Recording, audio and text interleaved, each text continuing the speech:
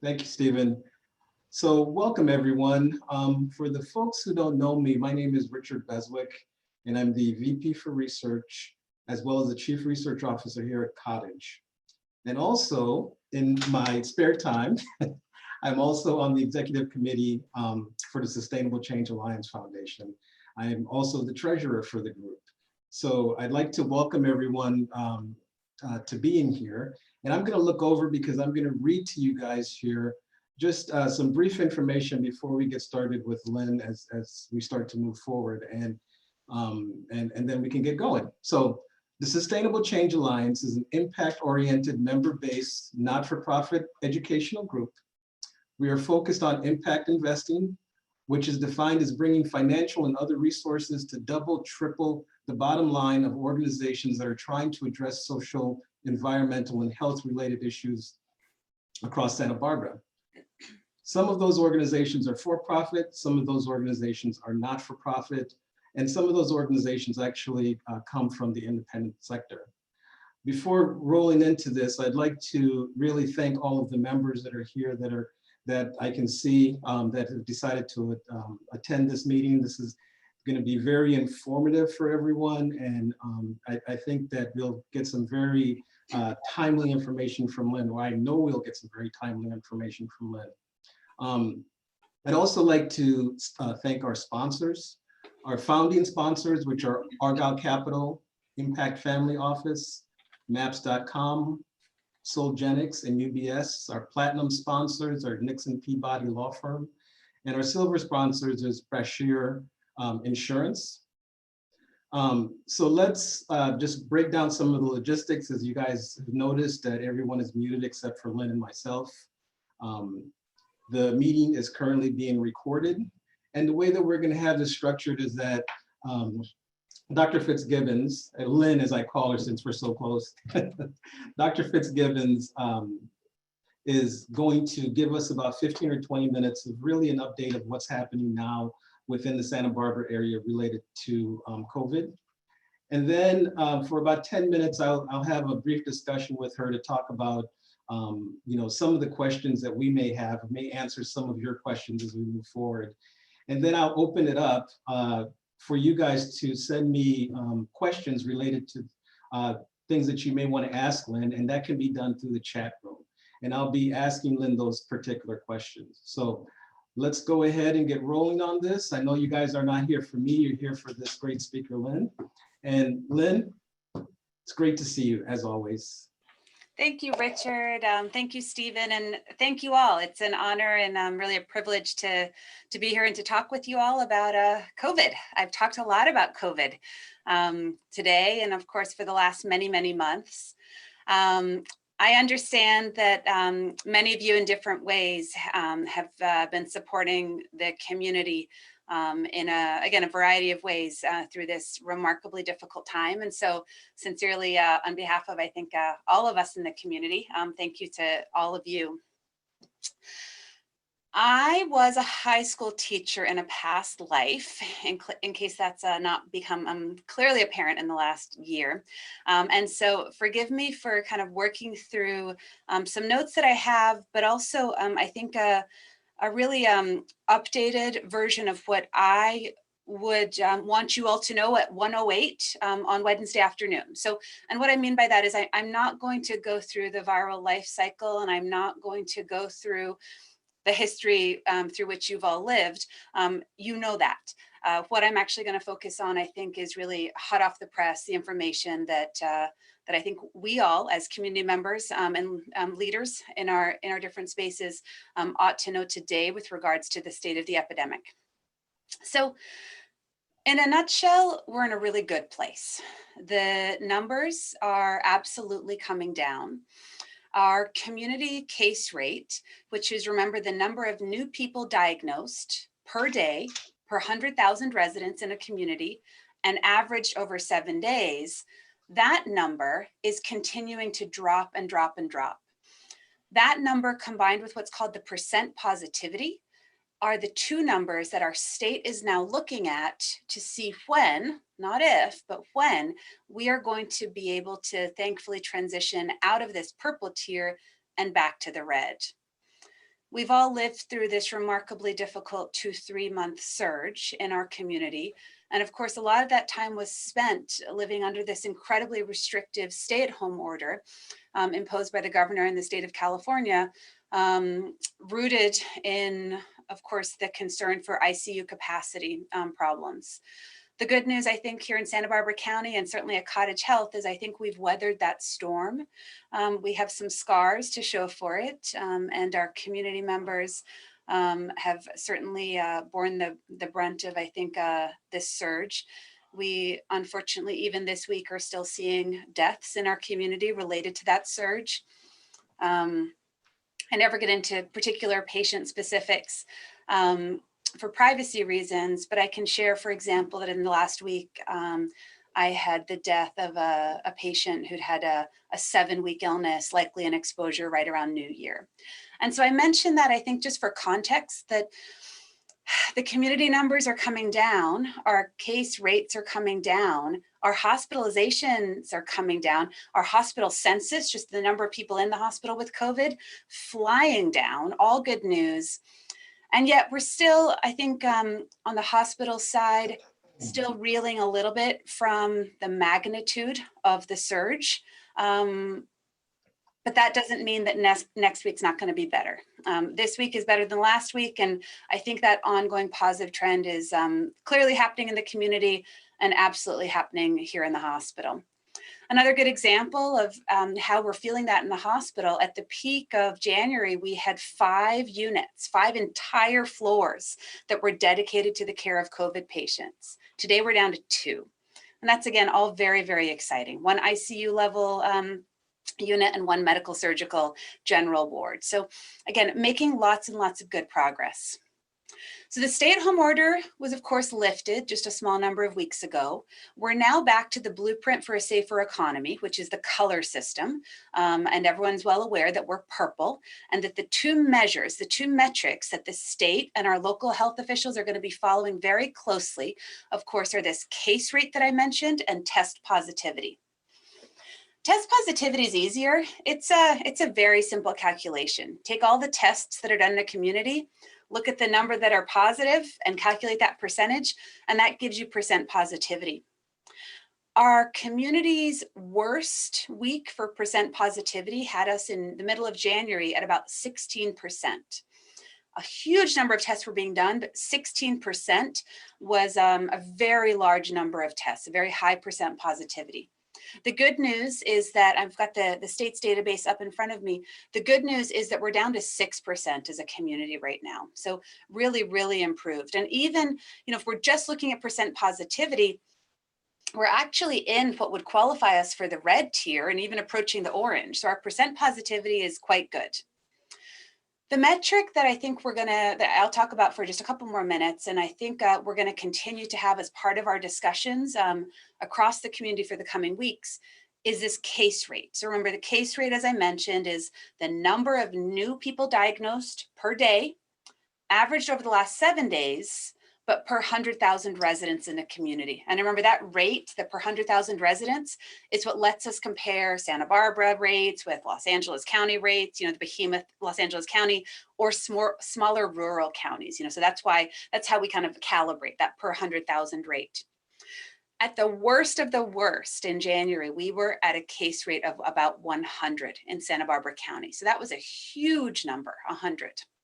The good news on Tuesdays, if you follow this, Tuesdays at noon is when the new kind of report card for every county is released. And so yesterday at noon, we got our new report card. It was covered a little bit in the media this morning. But this new case rate officially from the state yesterday, and there's a small adjustment based on how many tests we're doing in our community. We do a lot of tests, so that's in our favor. But our case rate was all the way down to 16.9 yesterday. So from a peak of 100 all the way down to really plummeting to 16.9. The week before it was about 27. So down, down, down, down, down.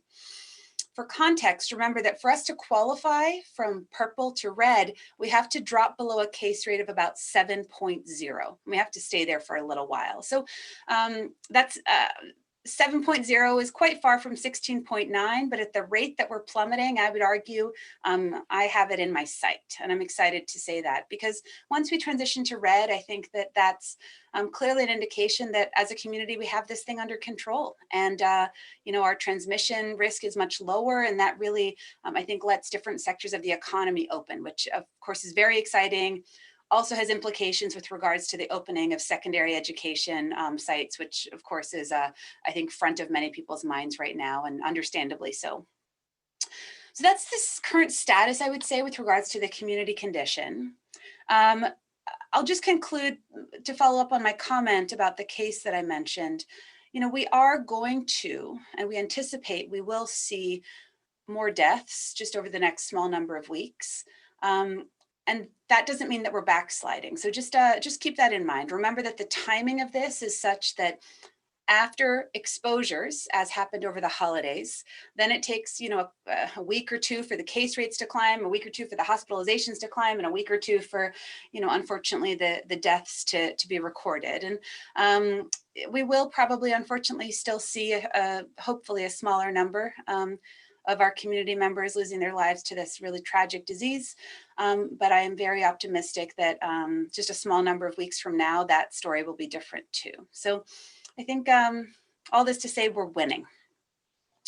So how are the vaccine rollout plans going and the practices going? I think just as I, clearly have some optimism with regards to our community's condition, I have huge optimism regarding the vaccine rollout. I'm not going to talk at this point, but I'm happy to talk later too much about the nitty-gritty of the vaccine development. But what I will say is that I believe very strongly that the bureaucracy and the administration regarding challenges regarding getting the vaccines out to us all, that moved incredibly quickly. I'm confident, though, that the science and the rigor of the clinical trials was very robust. And at this point, we have, something like 45 million doses have been given around the United States. And I always pause at this point and remind us all, yes, there have been rare cases of allergic reactions or anaphylactic reactions, but how very remarkable it is that we are now 8-9 months from those first clinical trial recipients, and the ball hasn't really dropped. People are tolerating these vaccines remarkably well. Again, the mRNA technology that the Pfizer and Moderna vaccines use, these of course have been in development for 10, 15, 20 years. They were, as we like to say, a vaccine technology waiting for an epidemic, and the epidemic showed up. But again, I think nothing but enthusiasm with regards to the success of those mRNA vaccines thus far. Exciting news just in the last couple of hours is that the FDA is, of course, starting to release some enthusiastic language regarding their review of the Johnson & Johnson vaccine. So the Johnson & Johnson vaccine is going to be our third candidate vaccine. So we have, again, Pfizer and Moderna, which are mRNA vaccines. mRNA, remember, is the recipe for the virus, the recipe for that important protein on the virus, the mRNA. And we inject it, it's coated in lipids, we inject it, and then our own cells take that mRNA, read it, and do what they're supposed to do. They make the spike protein, not the virus. You can't catch COVID from this injection, from the mRNA vaccines. But they take that mRNA, they translate it into a protein, and that protein circulates, and then our immune system recognizes that protein, that spike protein, as being foreign and mounts an immune response. That's how the mRNA vaccines work. Because they have mRNA in them, they're very fragile. And that's the reason that the deep freezers, or the deep freezing storage, has been such an important part of the logistics and the operations lift with regards to rolling out mRNA vaccines around our community, but around the country and indeed around the world. It's one of the biggest barriers. Some good news again with regards to that, even in the last 48 hours, is that Pfizer and the FDA are working to loosen the loosen the restriction on that. Pfizer's shown some data that their mRNA vaccine is actually a little bit more robust than they initially understood. And so it may not have to be that deep freezer, the -70. It may be a regular old freezer that the Pfizer vaccine could be stored in. And that just, even that simple change, it sounds like a small change, but I mean, that could very substantially change the accessibility of the Pfizer vaccine around, again, our community, our country, and of course the world. So going on to Johnson & Johnson news from the last couple of hours, we already had seen in late January some of the Johnson & Johnson data. The Johnson & Johnson study, the clinical trial, was done, I think, very well with a lot of very impressive foresight in that it was studied in 3 different countries, or actually several different countries. And they presented data that showed, very good benefit. Remember that the Johnson in the range of about the 70s with regards to benefit, 70%. Remember that Johnson & Johnson's a different type of vaccine technology. The Johnson & Johnson vaccine, it's not mRNA coated in lipids the way that the Moderna and Pfizer is. Johnson & Johnson is a much more traditional vaccine approach. With Johnson & Johnson, what you do is you basically take an adenovirus that won't replicate repeatedly in a human, and you take that adenovirus, so a boring old virus, and inside its DNA, you put some DNA for the spike protein. It's just another clever way of sneaking in the code for the spike protein into someone's body so that the spike protein starts to be made, circulated, and fought against. But it's just a different way of really getting it into the host, into the person who's receiving the vaccine. Instead of the direct mRNA, it's actually the adenovirus that has DNA that has the spike protein code in it. This is a slightly, as I said, more traditional approach. And the great news about it, the reason it is really being called a game changer, is that this vaccine is stable in a fridge for 3 months. I mean, that is an absolute game changer when we think about some of the operational challenges in some communities of our country. And I keep mentioning as an afterthought, but of course, on many of our minds is if we're going to, and I'll talk about variants at the end, if we're going to protect against variants and the development of variants, we can't confer protection to one country and another country. We really need worldwide control of this virus. And so I think lots of us are very excited about J&J as being perhaps a vaccine that, may have a lot of use in perhaps developing countries, but also perhaps more rural areas of the United States. And even here in Santa Barbara County, as we think about our own vaccine clinic efforts, we think about, the possibility of perhaps a satellite vaccine clinic going out to a homeless shelter or going out to a lower income apartment complex and, taking the vaccine to people. And so again, J&J much more feasible than either of the other two. So the final thing I'll say about J&J for practical purposes is that J&J is going to be one dose. And so I heard it described, some of you may have read this description today, but I like the metaphor of calling it Johnson & Johnson, Moderna, and Pfizer are like comparing an orange and 2 apples, or an apple and 2 oranges. These are really, very different, 1 dose, 2 dose, really restrictive freezer approaches versus, much more practical logistics. And so I think in the coming days, we're hopeful to see the approval by the FDA for the Johnson & Johnson vaccine. And I know at Cottage, we're excited to, potentially get that as soon as it's available and start to utilize it perhaps in some of the ways I mentioned in deeper corners of the community, which is a nice segue into me bragging about the vaccine effort, not just on behalf of Cottage, but on behalf of Santa Barbara County. It has been so very difficult for the healthcare folks, so Cottage, Sansom, neighborhood clinics, Marion Regional Medical Center, Lompoc Valley Medical Center, and smaller clinics too, to stand up these vaccine clinics, not knowing how much vaccine they're getting the next week. And I think everyone knows that, but just to kind of, I think, emphasize that point that these operations experts behind the scenes are working so very hard to meet the public's need, meet the community need, and meet the infectious disease docs need. I'm screaming, why aren't 450,000 people in Santa Barbara County vaccinated yesterday?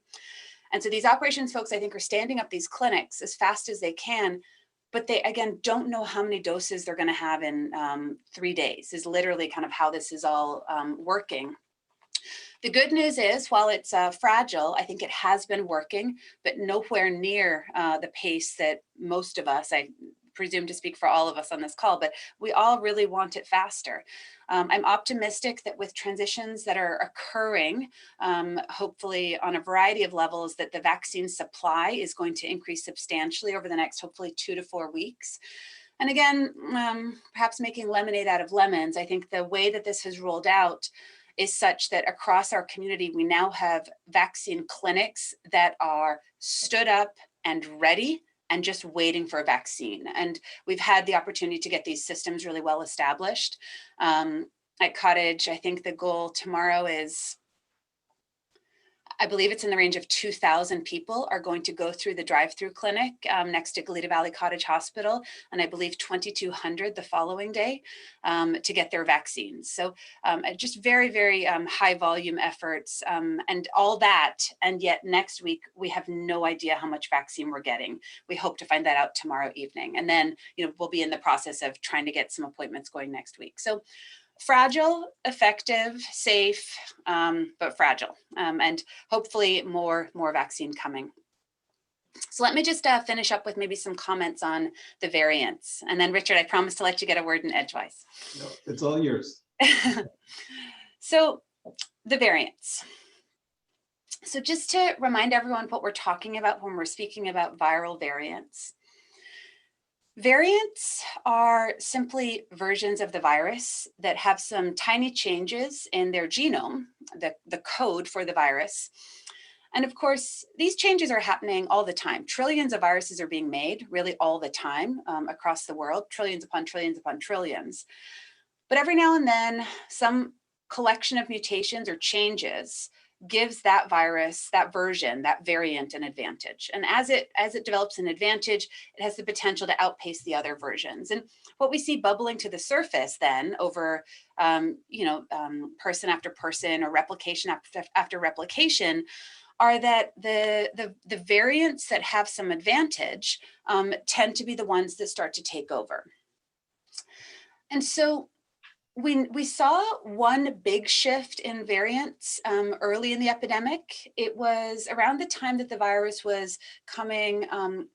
It was a variant that we think originated in northern Italy, the D614G mutation. And what happened is that change, and it was in that special spike protein. The spike protein is how the virus is attaching to the host cell, how it's infecting, how it's getting in. So it's an important protein.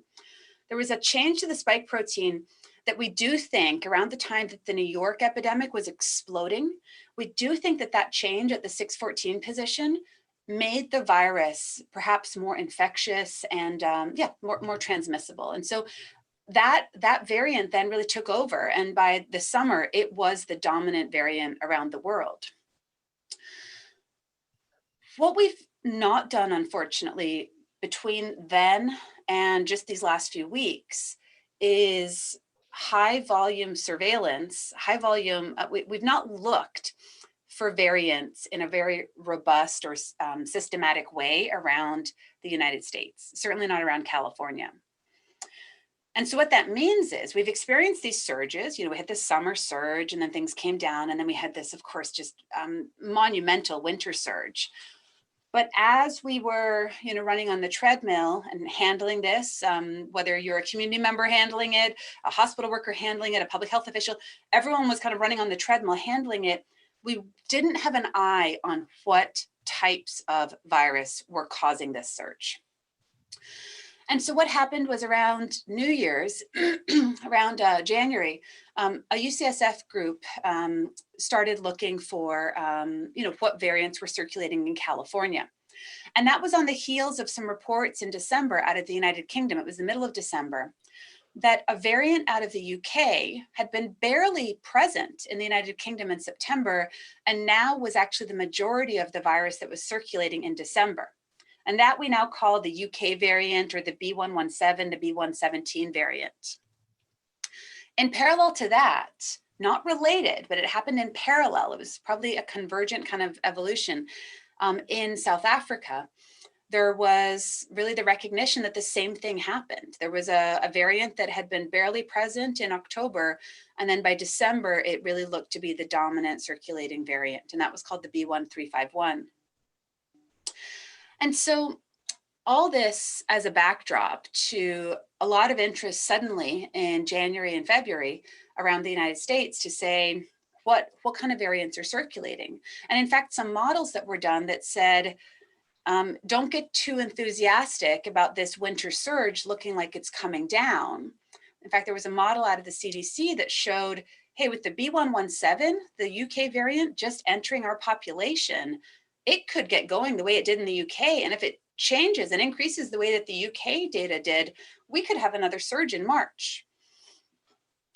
The flaw in the argument from my perspective on that kind of worry is that we didn't at that point know what variants were actually circulating in the United States. To know how worried to be about a new variant coming in and taking over and causing a new surge, you really have to know the lay of the land right now. And you also have to have some sense of, what changes have already happened over the last 1 or 2 months. If I've lost you up till now, which I know I do as a high school teacher, I can talk for a very long time about this. Follow me on simply this final point. Here in California, we've not been doing a lot of variant testing. The good news is we're starting to do it. And the fascinating thing, as we've seen in the Los Angeles Times in the last 24 hours, in the New York Times in the last 24 hours, and reports out of San Francisco yesterday morning, what we now know is that here in California, we actually have a very interesting variant that has been circulating for many months, but really seems to have picked up speed in just the last month or two. And as groups like the Cedars-Sinai virology group or the UC San Francisco virology groups are looking at samples, they're realizing that there's this, what they're calling a variant of interest. They may be reframing it to being a variant of concern. That's a political label. A variant that wasn't around very much in California just a couple of months ago, and now looks to be around a fair amount. What does this mean? I have a strong opinion about this, but I'll actually pause there and be with full acknowledgement say that what I'm about to say is my editorial, and it's not based on concrete fact, but it's my opinion having followed this closely. We're beating this enemy. All that I think we're starting to learn is just how fierce and how tough the enemy actually was. And what I mean by that is, let's go back all the way to the beginning of this conversation. Our numbers are coming down. We are absolutely winning.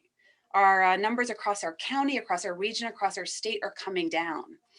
I absolutely think we need to be vigilant about variant monitoring, but I remain very optimistic that, again, we are winning.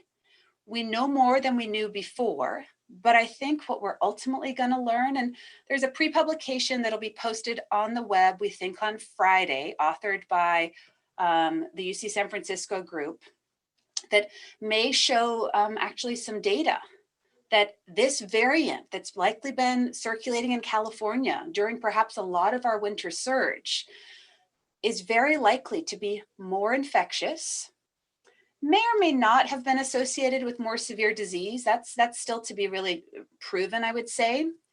And the good news is it still looks to be quite susceptible to the vaccines that we're using. And so again, I said it once, I'll say it again, high school teacher in me, I said the important things 3 times. Remember that, again, we are beating this enemy. We're just learning more about it. And so, Richard, at that point, I'll probably pause and let you ask me to repeat or clarify anything, or feel free to, any questions. Great, thank you, Lynn. everyone, Dr. Fitzgibbons, I have to start out again by saying she's an amazing physician. When you talk about frontline, Lynn is the frontline for Santa Barbara. She's seen many of our patients here. She's the reason why our survival rate is so high compared to other places.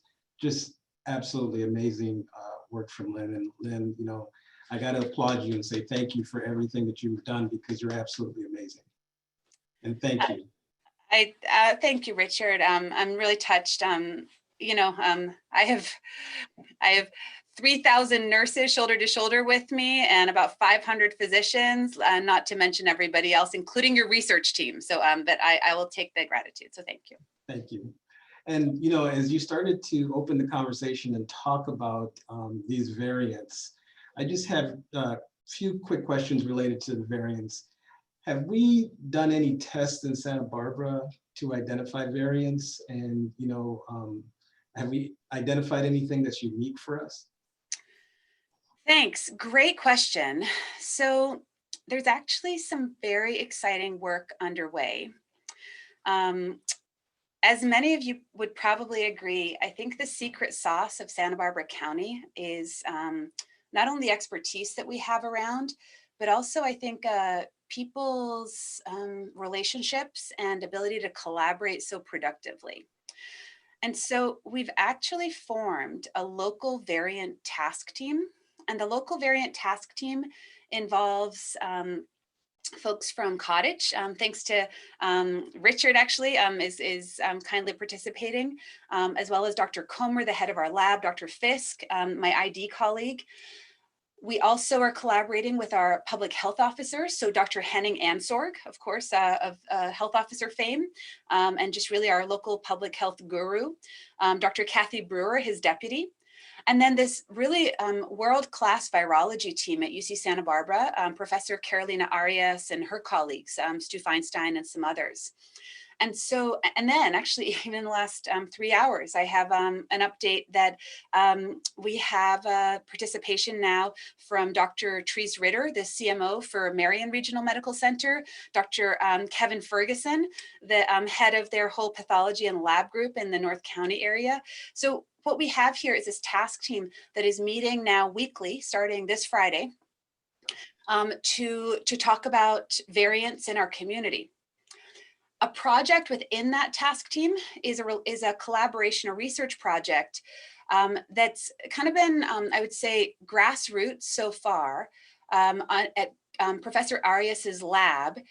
She and I have worked, again, thanks to Richard for his help, but we've worked on a protocol, a research protocol, where we've actually been able to send so far 29 samples to Professor Arias's lab and test them for variants.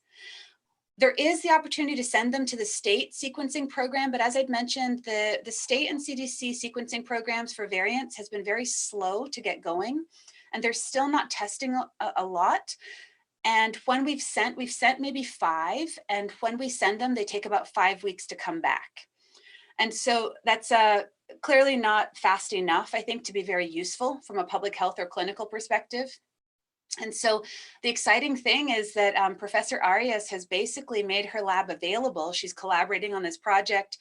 And myself and the other members of the task team, we are looking for patients that we're worried may have a variant, someone who's perhaps been reinfected, someone who's had vaccine and yet gets sick, gets COVID. A variety of other reasons that we're kind of sending tests or sending samples to Professor Arias. And she's able to, within 3 or 4 days, tell us whether or not there is a variant of interest, a variant of concern, or neither. So, and in addition, I didn't mention this, but the California variant of interest that I mentioned, it's called Cal C20, or there are a variety of different nomenclatures for it. It was actually the ill-fated it was the ill-fated variant that I don't know if any of you heard about this horrible story. Kaiser emergency department staff person, I think, trying to bring good cheer to their colleagues on New Year or on Christmas Eve, wore one of these inflatable costumes. And unfortunately, that costume likely aerosolized and transmitted virus. And about 80, 90 people were unfortunately infected as part of that super spreader event and cluster. And there was even a staff death, I understand. And we now know that the virus that was responsible for that super spreader event was this variant of interest. And so all this to say, this is part of why we've got this partnership with the health officers, that as Dr. Ansberg or Dr. Brewer find out about a cluster of cases and they want to test, instead of sending it to the state for this 5-week delay, we now have the ability with this collaboration to get them an answer within 3 or 4 days. So far, it's been a bit of a grassroots effort. Professor Arias has kind of done it out of the goodness of her heart and kind of, I think, found some hardworking graduate students to participate in it. But I know she's interested in expanding the project if there was kind of some support to do so. So just to mention that I think for the next perhaps 2 to 4 months, we're really interested in kind of expanding that project. And I can't tell you the results, but what I can tell you is within likely the next 2 days, the initial data set of 29 cases are going to be released, and interesting results that we've had so far with regards to our local variant testing. Thank you so much, Dr. Fitzgibbons.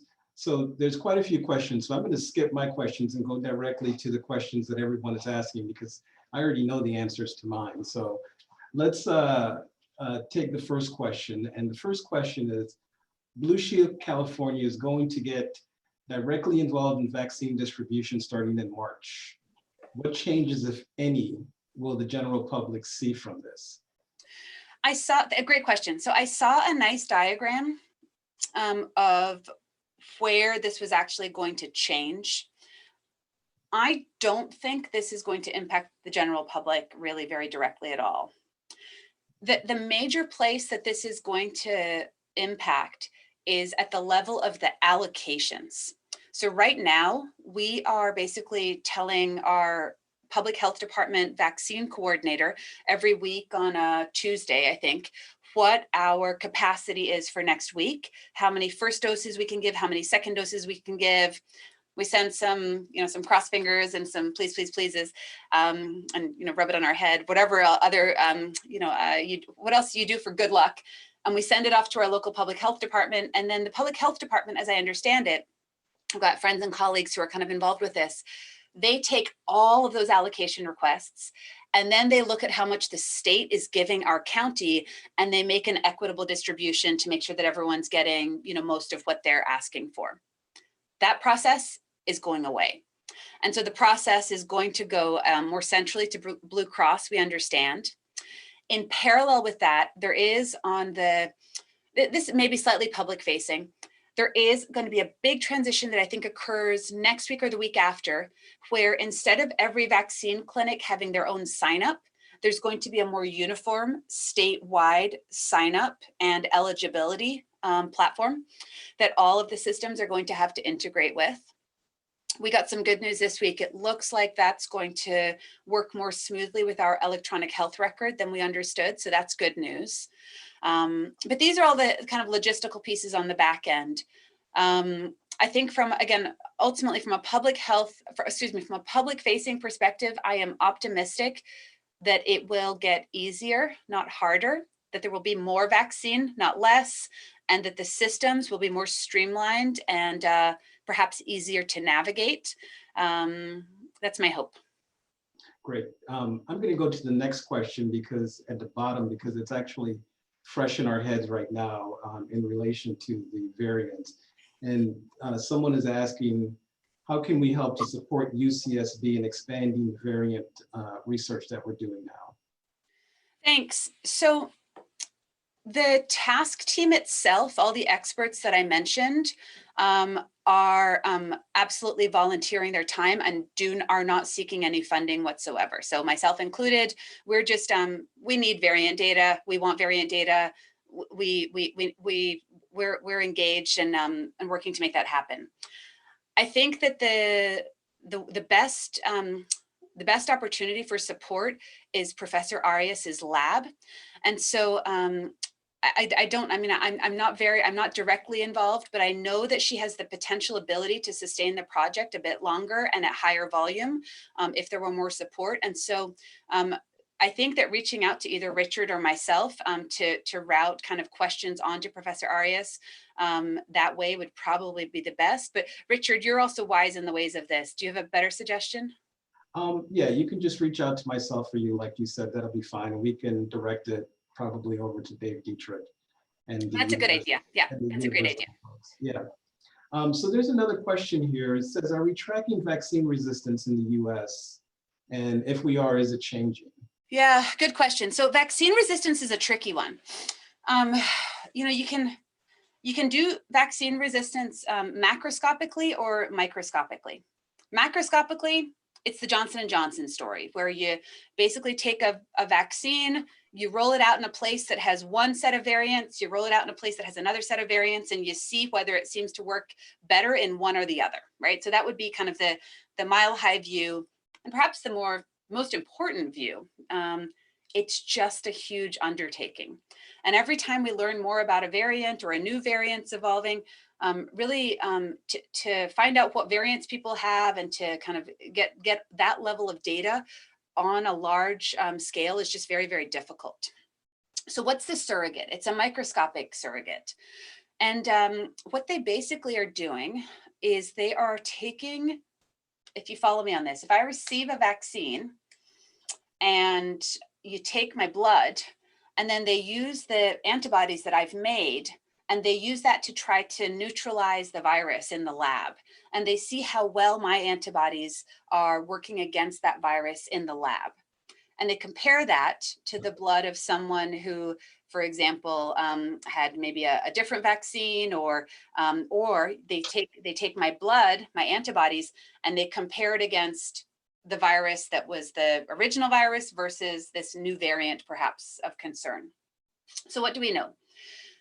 We know that there was internal data from the Moderna company that the Moderna vaccine looked like it didn't work quite as well against the South African variant as against what we kind of think of as perhaps the usual or the previously circulating, the wild type virus. It still worked really, really well. So it still met all the thresholds to say that those antibodies were working, but they just didn't work quite so well. And so that's one piece of data that we have. We, of course, as I mentioned, have the Johnson & Johnson information that the effectiveness of the vaccine, the J&J vaccine in the South African population was in the 50s compared to in the 70s in the United States. So that's another way to look at it. And then again, we haven't seen this information directly yet, but we hear it's coming from the UC San Francisco, from Professor Chu and his team.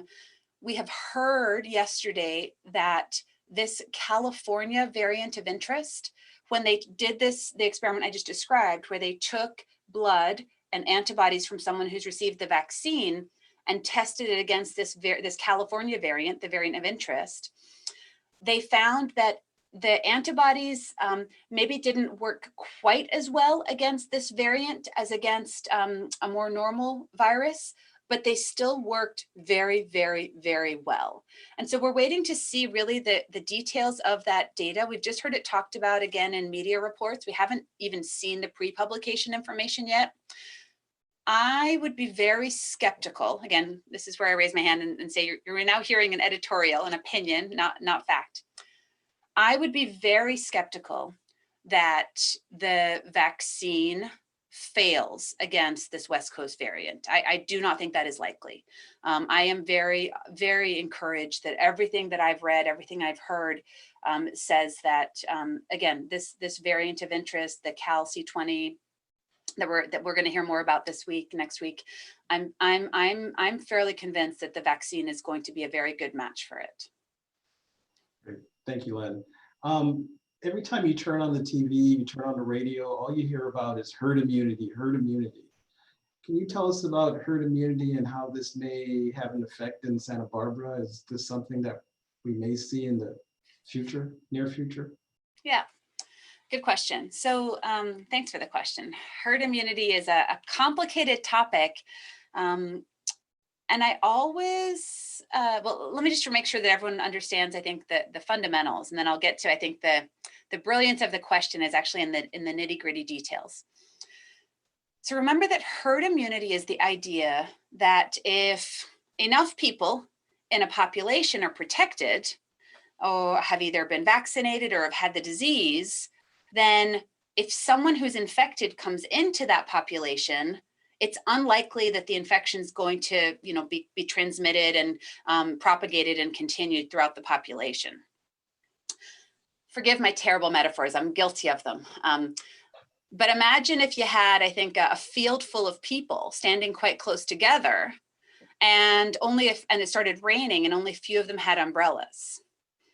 There's not herd immunity. Most people are still going to get wet.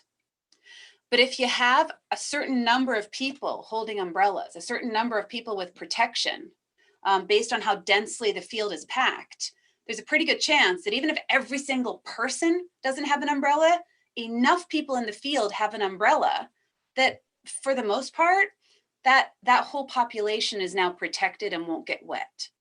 That's the idea behind herd immunity. And so herd immunity for different diseases is really, it's a complicated explanation, but it's different diseases, different infections have different thresholds for herd immunity. And so there's been a lot of debate about what is the herd immunity threshold? What percentage of our population, our community, our field needs to be protected for us all to be safe? There were some initial estimates of maybe 50 to 70%. I think that's mostly been thrown out. And I think most infectious disease experts are now estimating that for us to reach herd immunity, where the whole field is going to be protected, we probably have to have immunity or protection in somewhere between maybe 70 and 85% of the people, perhaps even a little bit higher. Details to remember: herd immunity is not binary. It's not that nobody gets wet or everyone gets wet. We're actually getting incremental benefit every time more people are protected. We're just getting a little bit safer and a little bit safer and a little bit safer. And yes, the statistics are that we'll get to some point where it really makes it unlikely that this disease gets to keep bouncing around in our population. And that's, again, that herd immunity protection level. The other thing to remember about herd immunity for coronaviruses, it's not like other infectious diseases, measles, for example, where once you're immune, you're mostly immune for life. Remember that with coronaviruses, we know that the immunity, the protection for most people lasts for perhaps a few months. We're optimistic, though, that for a lot of people, it might last longer than a year. And if you think to kind of pre-COVID times, or times of peace, as I teasingly call the old days, remember that coronaviruses are always circulating in our community and in our world. There are 4 human coronaviruses. As the mother of 2 young children, I can tell you about all of them because I'm sure they come through our house every year. But what's interesting is that these coronaviruses probably don't follow the same trends as influenza, for example, where it really seems to come annually. The coronavirus trends may last for 2 or 3 years. There's different theories on the patterns. And this may be related to how long coronavirus protection naturally lasts. Final consideration is that we know that after the vaccine, when they follow how high the antibody levels are for a few months afterwards, we know that the antibody levels aren't dropping fast. We know that it's projected that those antibody levels are going to be at a high enough level for at least a year. And so I think that over the next few months, as more of our population is vaccinated, as unfortunately a lot of our poor population has been infected, and has some natural protection, I think we are just inching closer and closer to herd immunity. Okay, another good question for you, Lynn, is right now they tell us that the precise days for a second shot, if you're taking Pfizer, is 21 days, and for Moderna is 28 days. Are these days critical? Is it okay to extend those just a little bit? Thanks. These are such good questions. Thank you for asking this, whoever this was. So 21 days for Pfizer between the 2 doses, 28 days for Moderna between the 2 doses. is what we're studied. That's all that those windows are. That's what the clinical trials looked at. We don't know that there is, we don't know that if you extend that window from 21 days to 3 weeks, 4 weeks, 5 weeks, 6 weeks, we don't know that that's going to be in any way detrimental. And in fact, it's within the realm of possibility that a year from now, someone has looked at this and decides that 3 weeks isn't the right window. A little bit longer is a bit better. What we know is that the windows that have been studied are working. We know that this 94, 95% benefit that we're seeing from Pfizer and Moderna, for example, we know that that's after 3 and 4 weeks. And so what we're striving to do is really match that as best we can.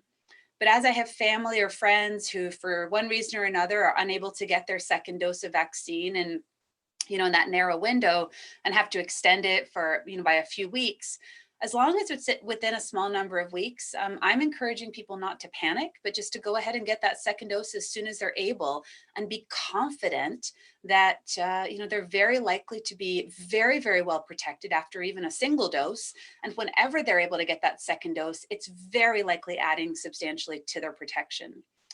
There's, of course, complexity with regards to public health policy related to that specific question. And so I think perhaps the astuteness of the question asker was related to some information that came out of Israel a couple of weeks ago, was published in the Lancet last weekend, and actually looked at how very well the Pfizer vaccine seemed to protect a group of 7,000 healthcare workers after just the first dose. And that, of course, has big, philosophical and public health policy questions with regards to our current approach. We've taken as a country a different approach than the United Kingdom. Remember, the United Kingdom has liberalized that window between doses up to 11 weeks. And they've said our priority is that by July, every adult in the UK who wants a dose is getting a dose.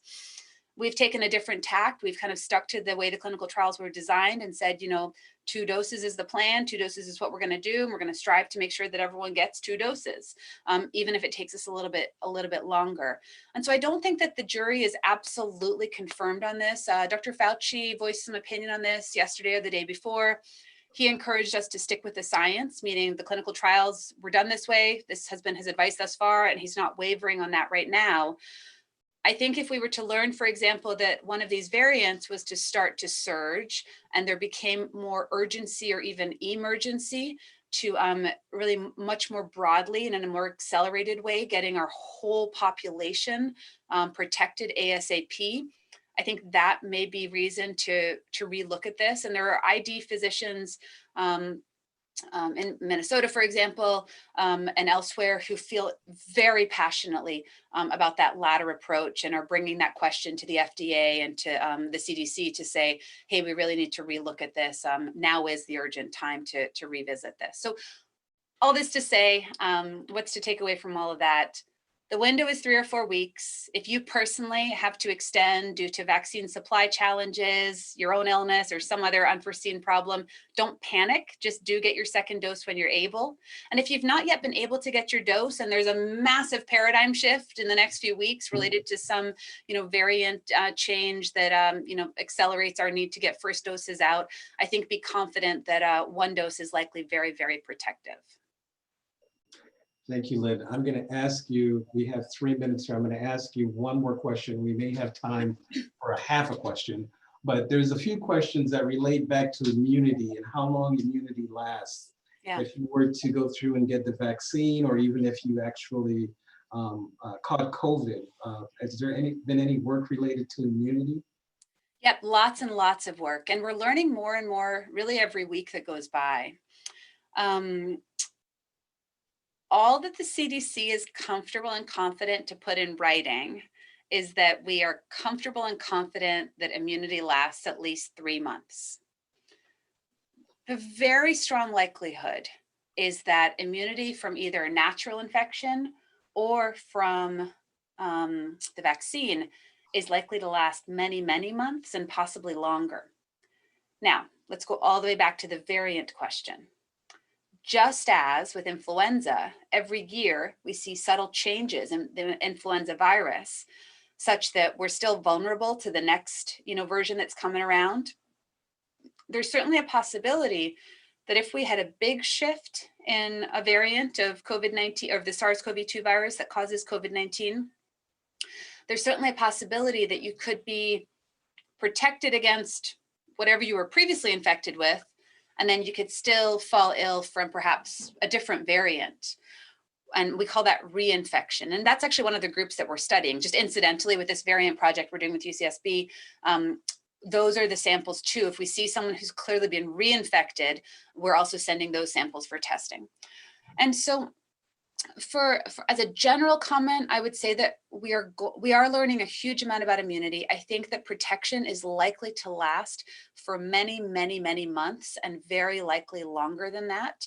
I don't think it's going to be longer than a very small number of years. So in my mind, it's, forgive the terribly vague answer, but I think somewhere between 6 months and 3 years is going to be, on the normal curve of everybody's protection. I think that's where 95% of people are going to fall, somewhere in there. And so what does that mean? It probably means that booster vaccines are in our future. If this virus, continues to circulate as we think it might. And it also means that, that those booster vaccines may be adjusted slightly to hit the variant or the version of the virus that's circulating at any given time. But at the end of the day, we're ready, and we're in such a better position than I think we've ever been. And certainly, absolutely a different position than we were a year ago. What a remarkable long year it has been. Lynn, I want to say thank you from the entire Sustainable Change Alliance for your time today. You have been absolutely amazing, and we know that you have to run off and see patients, but before you go, I just want to applaud you again for all the work that you've done for us, and you are our flagship here. So thank you so much for all that you've done for us.